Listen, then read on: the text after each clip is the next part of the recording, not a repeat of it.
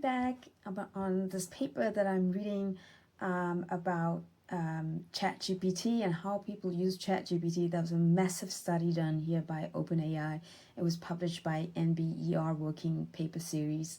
And so I figured I'll just summarize it for you and give you the tips, the highlights that I've learned about how to get visible on ChatGPT so that you get that referral and that lead from ChatGPT referrals. Remember, this is not about keyword stuffing anymore. This is about earning the trust of the AI machine. And so here's something really interesting from a behavioral insight on this within this report.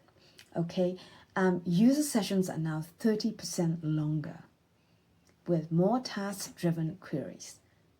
For example, people want to write a pitch deck. They want to know how to do something or why something is happening. The fastest growing engagement segments are marketing, education, and technical research.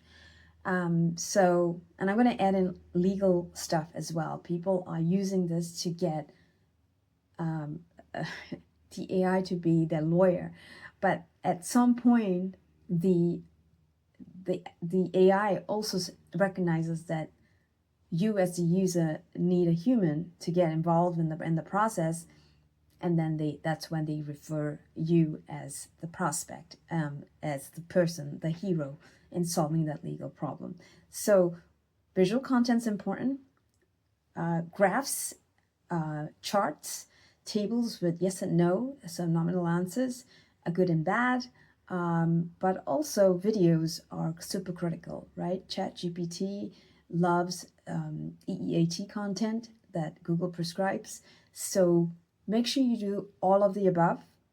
Repurpose content. Create a long form video, right? And then repurpose it into FAQs, blogs, maybe do a podcast, and make sure that your website is technically sound. A lot of people drop the ball here with the tech piece. They don't have the right machines for the machines to read the machines. So it needs to be compatible. All right?